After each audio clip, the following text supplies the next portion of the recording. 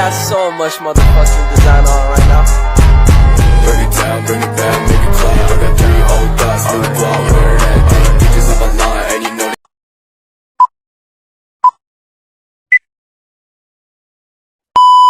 Assalamualaikum. Annyeonghaseyo. Yorobun. Jadi di sini kami ingin buat podcast kami mengenai apa Cut? Tentang bipolar. Ya, jadi kami mau mereview novel kami, novel yang berjudul Living with Bipolar Disorder. Oh my god! Wow! Nah, ini penulisnya namanya siapa? Babellion. Ya, jadi di situ dia menerbitkan novelnya di tahun 2016. Dia juga di sini bercerita tentang pengalaman dia sendiri loh. Iya. Real. Oh my god! Wow! Betul, itu bener kan kisah nyata dari si penulis. Ya, betul. Jadi sebelumnya kenalkan nih, siapa namanya Kak? Perkenalkan, nama saya Cipta Iva. Ya, dan saya Zalia Ninda Putri. Jadi untuk kisahnya itu karena kisah nyata, awalnya itu si penulis pernah mengalami bullying Semasa sekolahnya. ya, baru ada trauma masa lalu, juga sama broken home ya. Masalah keluarga juga. Itu sangat berpengaruh loh. Iya beneran. Terus jadi kan si penulis kan udah apa itu namanya udah A few moments later. menjelaskan ya kan sebelumnya mengenai gangguan bipolar itu apa, ya kan? Ya. Jadi bipolar dia si penulis mengkaitkan pengertiannya bipolar itu adalah gangguan yang berhubungan dengan suasana hati yang mulai dari depresi terendah sampai depresi tinggi atau manis. Jadi katanya penyebab bipolar itu ada banyak. Yang pertama trauma. Tuh, trauma. Baru ada faktor genetik, baru ada bullying, lingkungan, zat dan lain sebagainya. Jadi agak ngeri ya. Bullying itu sangat-sangat tidak. Ya, bullying. Apalagi di Indonesia sekarang kan banyak kali bullying Di mana-mana. Jadi kita stop bullying.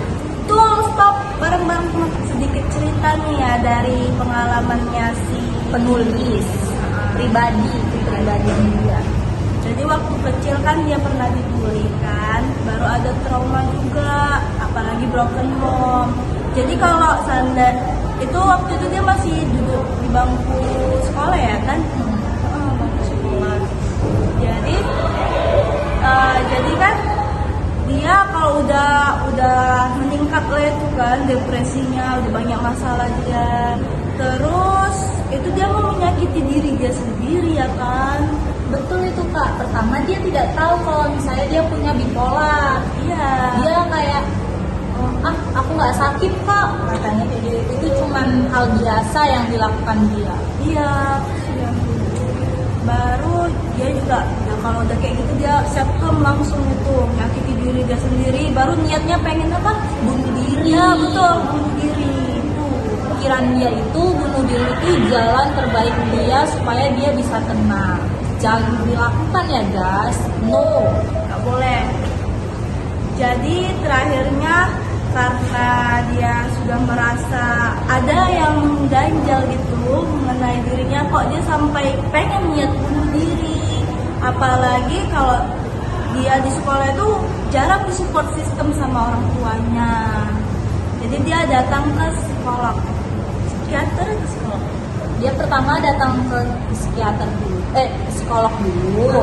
Nah, habis itu karena tidak efektif sama penyakit dia itu, dia ke psikiater. Ya.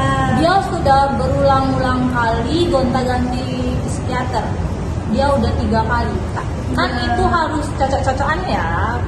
Jadi dia yang terakhir ini cocok nih sama psikiaternya. Ya. Dia terus berobat, minum obat.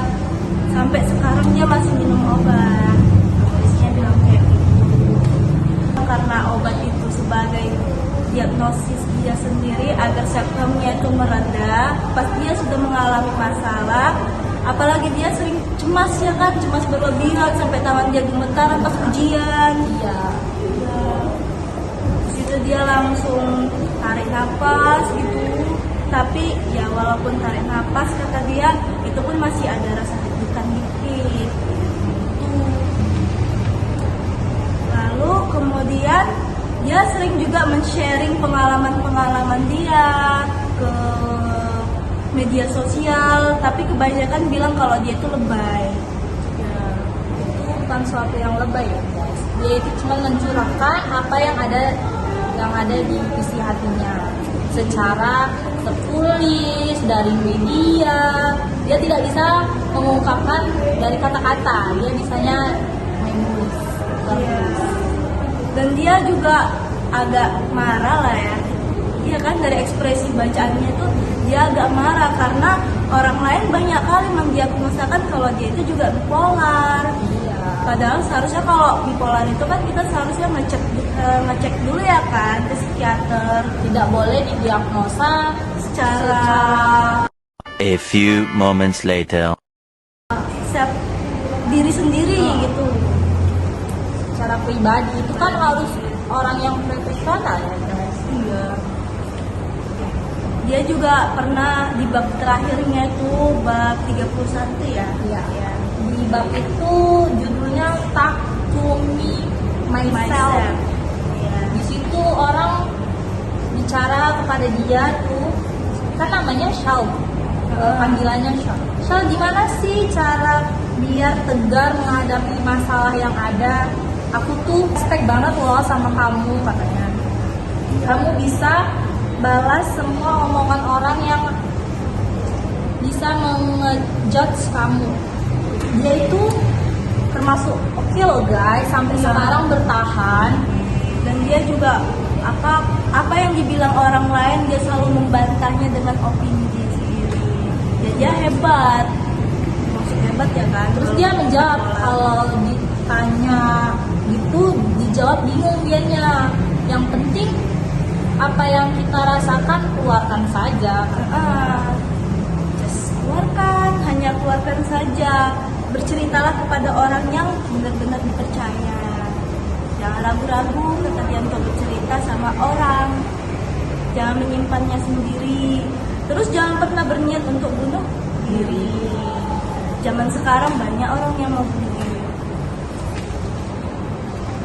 Terus dokter dia pun berkata, karena udah terlanjur hidup, maka jalani aja dulu. Kita nggak tahu ke depannya itu kita akan bahagia atau sengsara. Kita lakukan apapun yang kita mau. Kita tidak bisa melewati masalah yang berat. Sekalipun kita ngerasain hal yang menyakitkan. Ingat kalau kita nggak tahu bakal sebahagia apa setelah semua ini berakhir. Ingat guys, mie ayam itu sangat enak kalau tidak dicobain. Jadi jangan sekali-sekali niat bunuh diri guys. Ya betul. Oke lah kalau begitu. Terima kasih Terima sudah kasih. mau mendengarkan. Semoga dari podcast kami ini kalian mengambil hikmahnya. Kalau bunuh diri itu selain di agama Islam berdosa, menyakiti diri sendiri itu juga Tidak baik. ya. Karena kalian juga punya tempat curhat. Kalaupun kalian tidak punya tempat siapa-siapa, kalian masih punya Tuhan. Cari juga keluarga atau siapapun itu untuk bisa mendengarkan isi dari curhatan-curhatan kalian. Jangan pernah mendam sendiri. Mendam sendiri itu nggak enak rasanya. Terus guys, satu lagi, kalian setiap pagi harus bikin semangat diri kalian sendiri. Seperti kalian berkaca nih, peluk diri sendiri. kita sehat, kita kuat. Nah, oke kalau begitu sampai jumpa.